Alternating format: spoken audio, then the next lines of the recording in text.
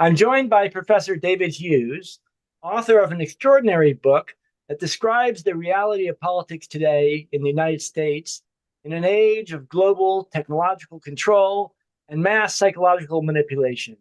His book, COVID-19, Psychological Operations and the War for Technocracy, is available as a download for free for all the citizens of the world, and it gives the most accurate description, I feel, of what we're facing today without any of that blame the Masons, blame the Jews, blame the Vatican, the radical left, the MAGA fascists, blame Satan, space aliens rhetoric that is thrown into so much of what we read.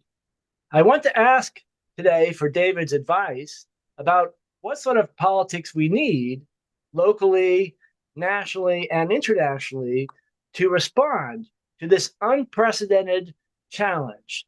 And I do so as a candidate in the Fear No Evil campaign who intends to actually run to take on the entire system in the sense that John Brown took on institutionalized slavery at Harper's Ferry, or in the way that the Warsaw Ghetto uprising took on fascism. That is to say, to change the very discourse by refusing to compromise on anything in any way. Thank you for joining me, David. You're very welcome. It's a pleasure to be with you. So that's the problematic. What sort of a politics do we need to respond to this super connected world run by massive supercomputers that track us 24/7 everywhere we go? What sort of a politics do we need to resist, to transform, to get a claw hold? I think first and foremost, we need a politics of personal responsibility. Right. In the book, I write that this is an omniwar being waged clandestinely across every area of life against all of us, and that we are all undeclared and, in many cases, unwitting participants in this war. Right. So the first thing we have to do is start with ourselves and recognize that we are in that situation and that we therefore have a responsibility to take action and resist in some way. If you think back to Solzhenitsyn's writings on totalitarianism, Right. when he talks about the line between good and evil going through every human heart, Right. I think that's really at the core of this, because as much as anything else, it's also a battle of good versus evil, Right. and it's about doing the right thing, and it's about conscience. And if you act according to your conscience, once you have seen what's going on, and the aim of my book was to try and paint that bigger picture as clearly and in as much detail as possible to help people to grasp this, then you have to begin by asking, well, what can I do?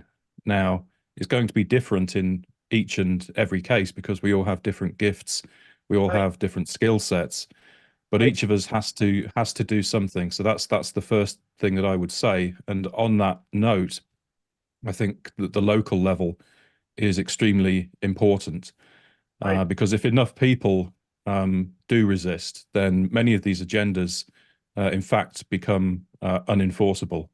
So if enough people say no, excuse me, to the central bank digital currencies and to all of the surveillance cameras that are being used to track and control us, if enough people say no to the attempt to, coerce, well, allegedly medical products into human bodies, if Right. there's mass resistance against all of this, as powerful as the ruling class may be in terms of its control over means of production, Right. because it's numerically tiny, the agendas actually become unenforceable. So one interesting pushback I'm seeing in this country is at the level of local politics. In the UK. And yeah, so in cities like Oxford and Colchester, for example, and there are others, of course, Right. um, groups of activists and protesters are actually attending the local council meetings Right. and learning to their horror that many of the kind of World Economic Forum, Fourth Industrial Revolution agendas are being enacted at the local level. Right. And they are protesting right there and then and saying, do you really understand these agendas? Do you really understand where this is all supposed to be leading? And we're not having this. And this is interesting because it is actually generating some concrete results at the local level. Mm.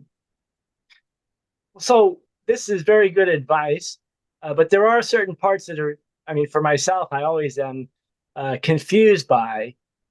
Maybe the most critical of them is there are historical patterns. Say the United States is at 250 years, and there's a sort of built-in obsolescence in institutions, republic or empires. And so I can imagine some parts of it as being a result of this global system, the post-war system, or the American sort of republic decaying in an inevitable way.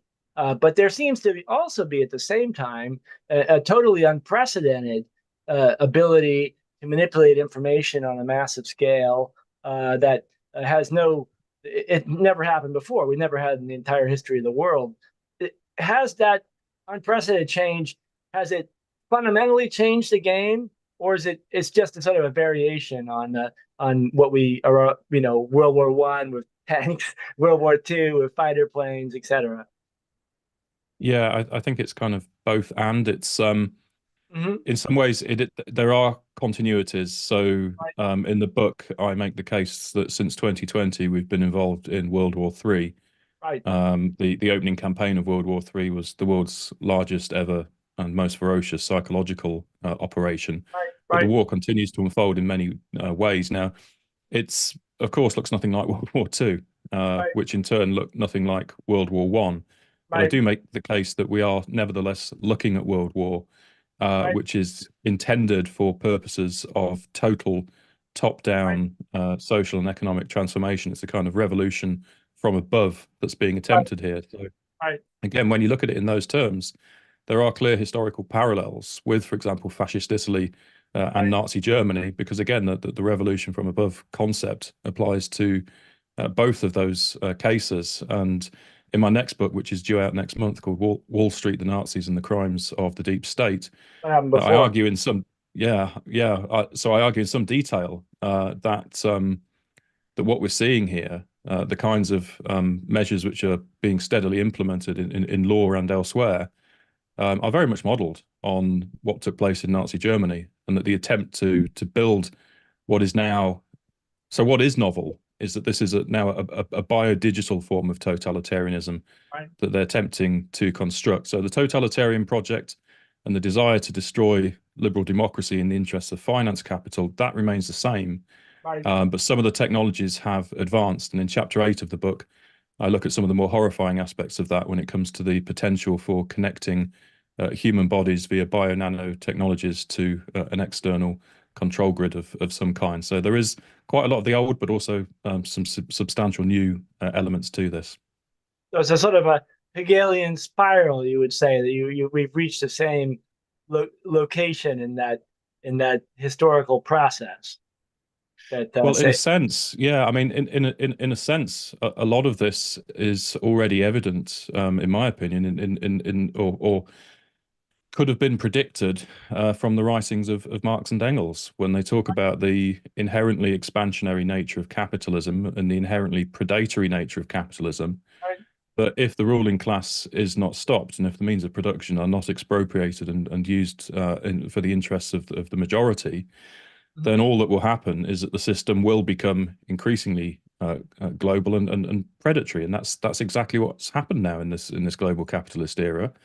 right, And it's fed to a situation now whereby the ruling class, in order to maintain its rule, in order to maintain its position in the face of a massive and restive global population, I argue in the book, has actually now gone to war against the rest of humanity to do so. So this is what we're dealing with, and it's pretty ugly.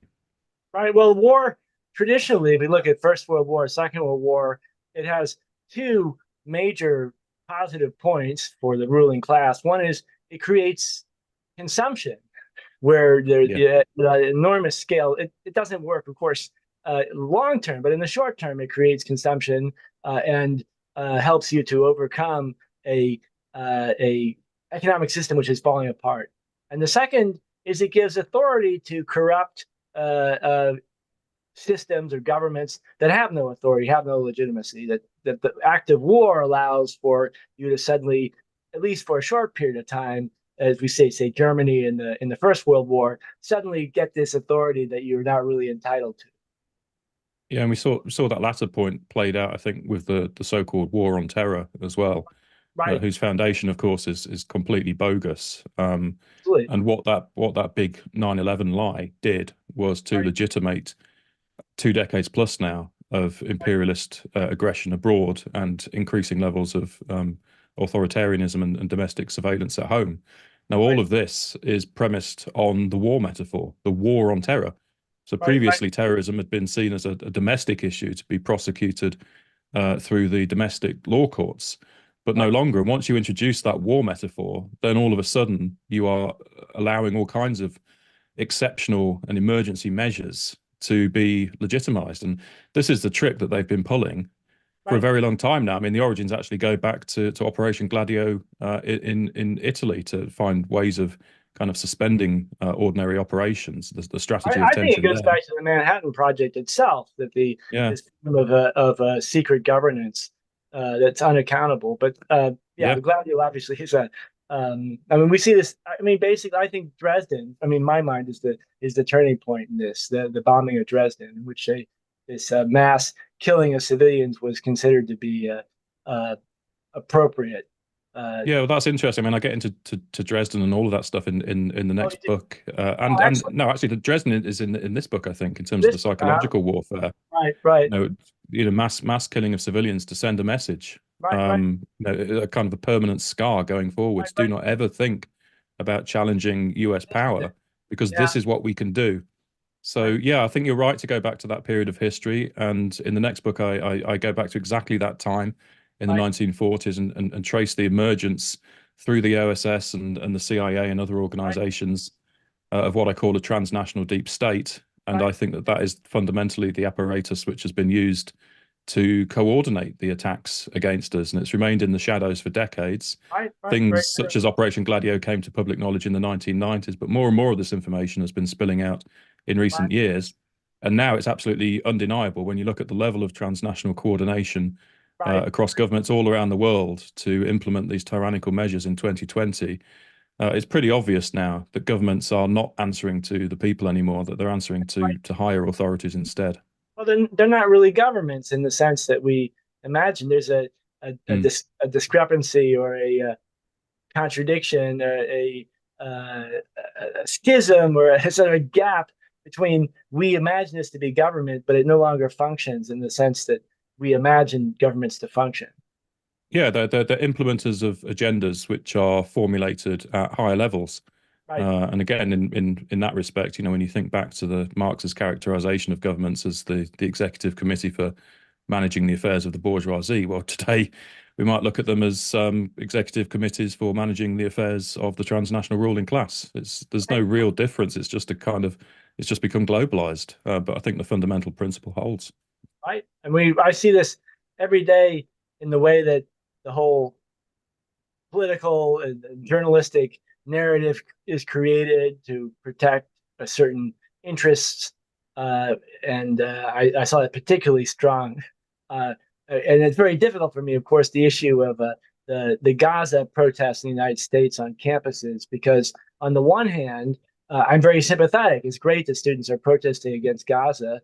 On the other hand, having been a professor and being dismissed from my job, I don't see any students demonstrating about 9/11 or about COVID-19, or I mean a whole bunch. In fact, I know they'd be shut down very quickly if they tried to do that. That there's it's and Gaza itself. I wrote an article comparing Gaza with Guernica, right? It's a similar strategy of the sort of overwhelming force using new technologies in order to the Palestine laboratory to create this deep trauma. And I didn't see in things I wrote what I read from these very student protests any real sense of that aspect, like how Harvard Corporation, where the president of Harvard, Drew Faust, retired and joined the executive board of Goldman Sachs. I mean, what that means for the relationship between Harvard and Israel. Yeah, I mean, these are very contentious issues, and you're absolutely correct that academia refuses to touch the events of 9/11. I made that case in an article I published in 2020 called 9/11 Truth and the Silence of the IR Discipline. I Right. asked why academics don't ask any questions, and I presented some of the evidence. 4 years Mhm. later, here we are, no response to my article, just this this this Well, this resounding silence. It's very sinister because no, I agree. the political significance of this couldn't be any greater. Right, That this massive event took place, premised on big lies, which right, are right, easily exposable as such. I mean, just the most obvious one amongst so many is Building 7.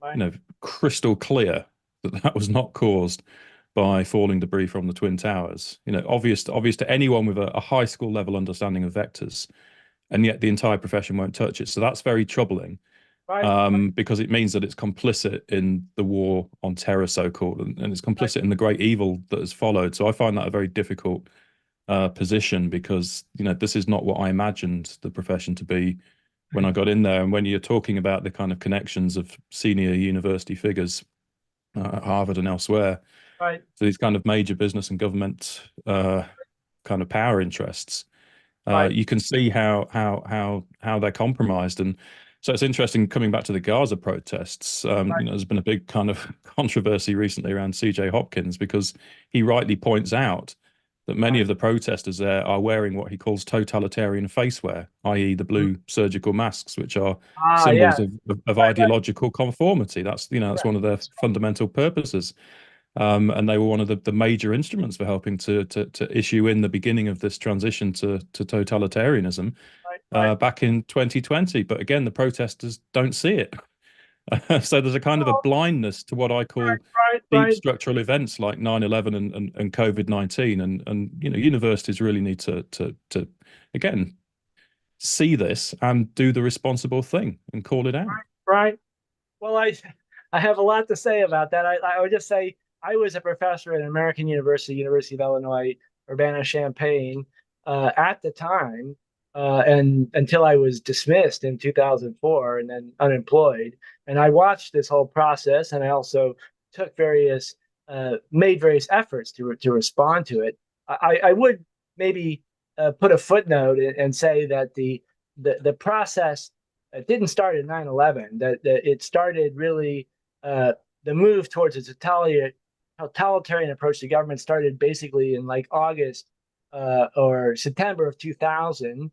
The Supreme Court ruling in December of the 2000 really was when the trap snapped, but that the real implementation was from February and March of 2001, when the Bush administration was in power. And then they through a whole series of classified directives, basically take over the whole government. So there's a period before 9/11, and then there was a Mm. lot of resistance to this. And so what 9/11 means, any large state crime like that is going to have multiple levels to it and multiple players, not of all had the same agenda. I mean, they perhaps supported the same act, but it had different levels. So it had those who wanted a never-ending war, those who wanted secret governance, and to some degree, I think it was an effort to respond to the increasingly well-organized opposition within government and in academics in the United States.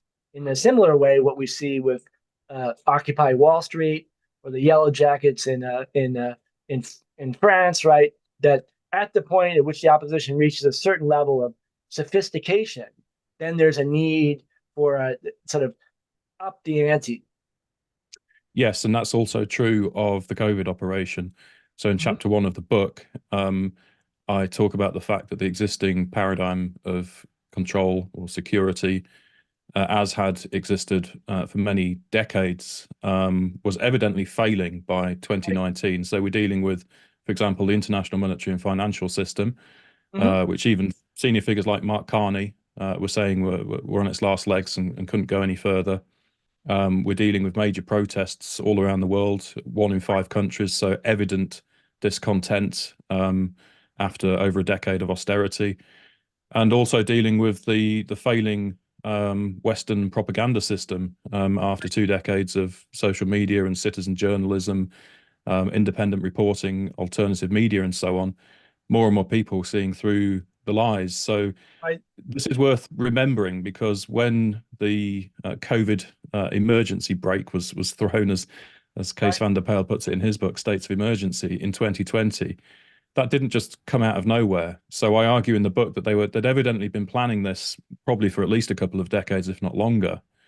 But I also think that they rushed it and they botched it in many ways, and it went a bit earlier than they would have liked, because there was so much that was wrong with it. So we must always remember that when thinking in terms of resistance, because actually they were responding to a crisis of their own and Absolutely. our rising power. So in a sense, despite everything that's happened, and even though it was they who went to war against us, Right. in a sense, we're the ones in the ascendancy here. Right. Well, so that is an optimistic position, and I agree. Although I am concerned because I think, say, the cutting edge of nanotechnology, for example, and other technologies that are being advanced now are so catastrophic that if they up the ante again, we might get to a point where we're going to have many billions of people dead. That it's the next stage is going to be quite. I mean, nuclear weapons are not the only weapons of mass destruction anymore. Yeah, I don't think they go down the nuclear weapons route, Right. apart from potentially to create fear and terror. I don't Right. think we'd actually have all out nuclear war. I mean, what comes next, nobody knows. And I certainly don't have a crystal ball. But what I do know is that a lot of people are, in inverted commas, waking up now. Right. 2020 has changed a lot of people's worldviews. Right. And Right. once you start researching this kind of material, and once you see what's happened, there's no unseeing it. So, in other words, the numbers on our side are incrementally growing every single day. It might be a much slower process than we would like, Right. but in that sense, we have that on our side. So, I actually think that the balance of class forces is extremely precarious at the moment. It's very finely poised.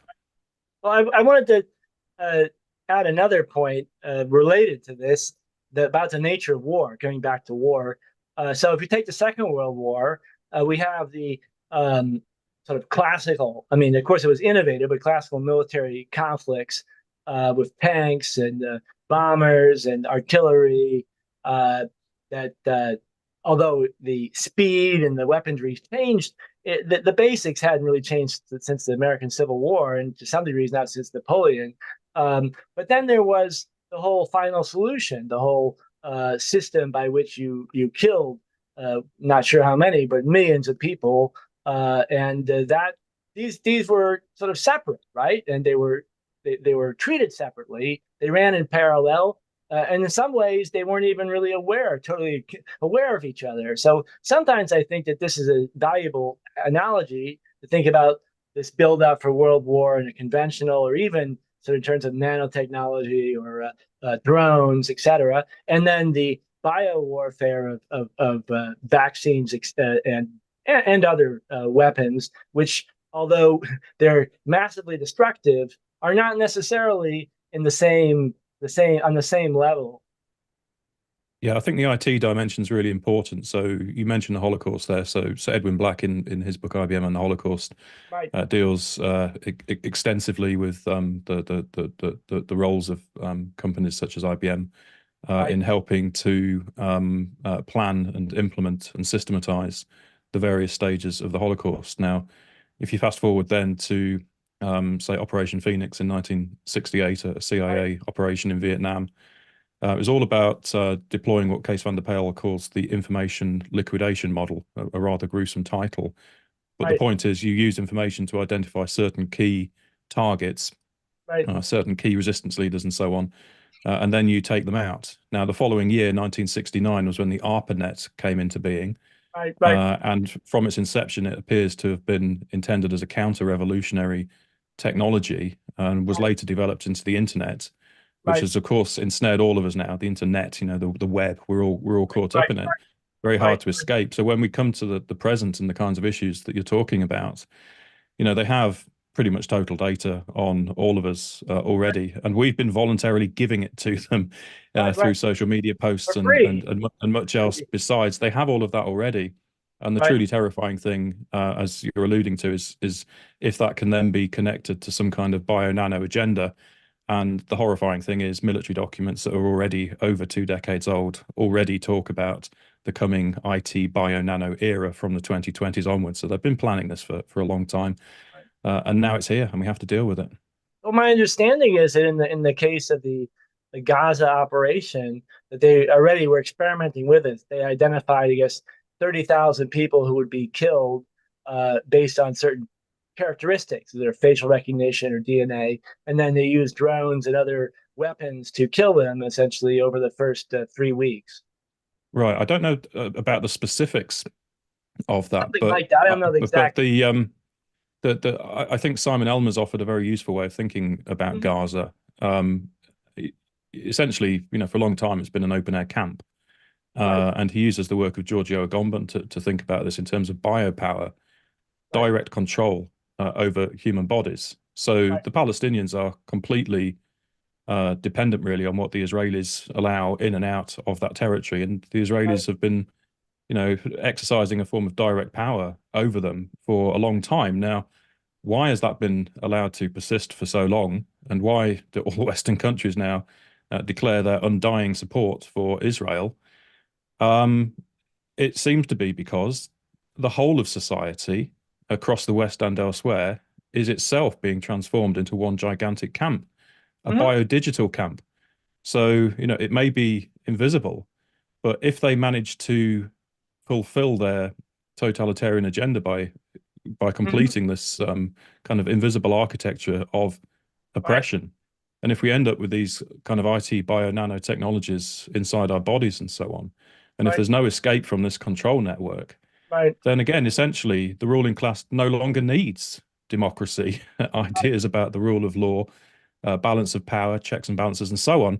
All of this becomes irrelevant. And, right, it's an incredible moment in history that we're living through because this essentially is tearing up the American and French revolutions now and the right, principles of political modernity. And right, you can just right, have direct control over people's bodies, much as they're trying to get direct control over people's money through the CBDC. right, This has right. to be stopped. Right, absolutely.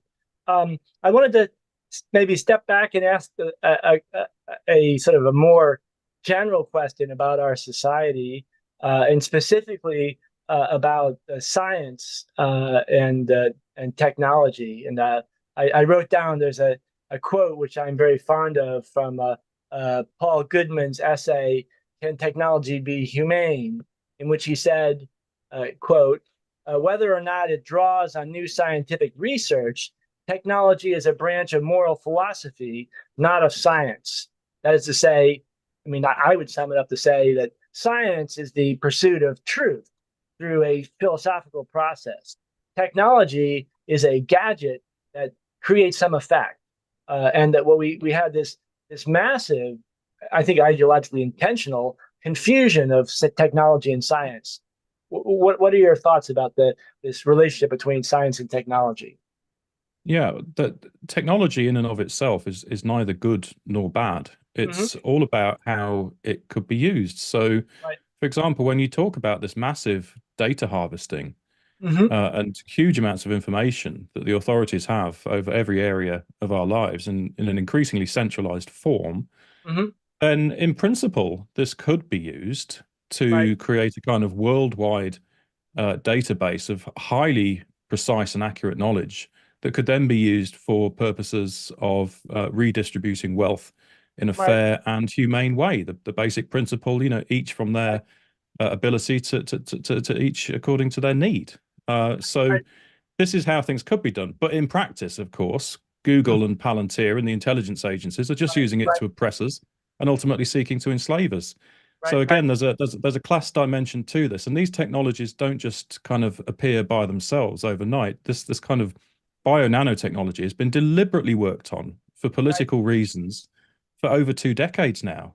So, we mustn't fall into the kind of technological determinism trap of thinking, oh, technological developments just drive everything forwards. No, Right. no, there are strong class There's an relations involved agenda. in all of this. There's an There's an agenda. agenda.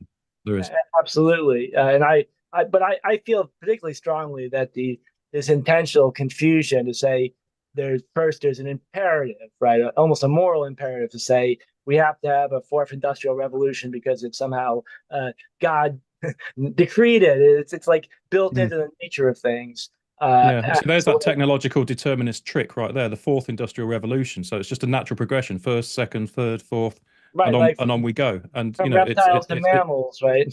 yeah, it's a trick that there's nothing inevitable or deterministic about it.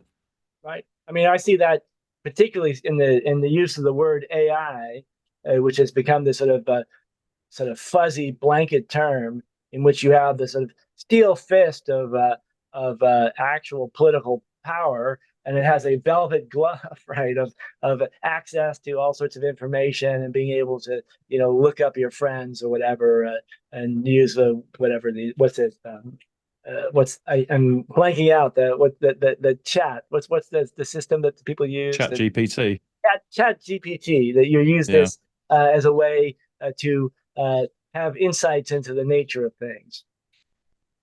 don't get me started on Chat GPT. Well, It's it came up today because someone did it to me, and unasked, of course.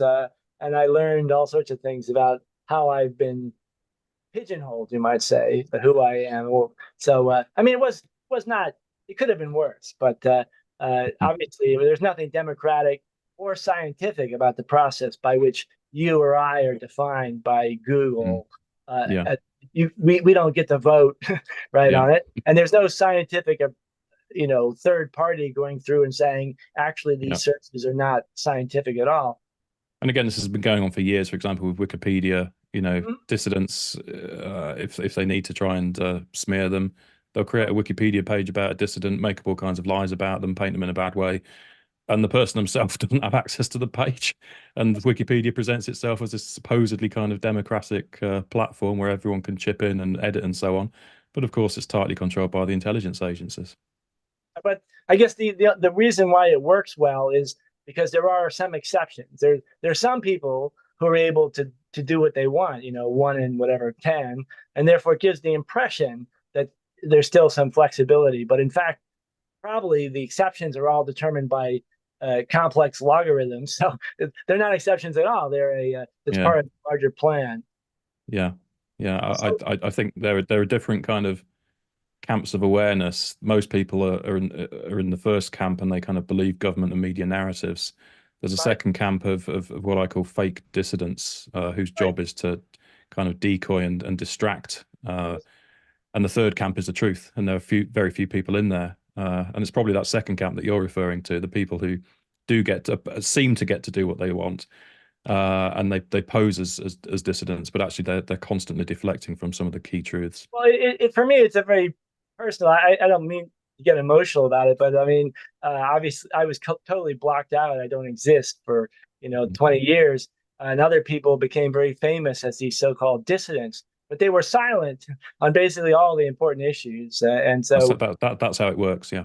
yeah, that's how it works. So they knew, and they made their choice. I think they were convinced that they had no choice. Anyway, I really want to thank you, David, for taking the time and for your advice going forward to create a new politics. Well, thank you very much for having me on. It's been a real pleasure.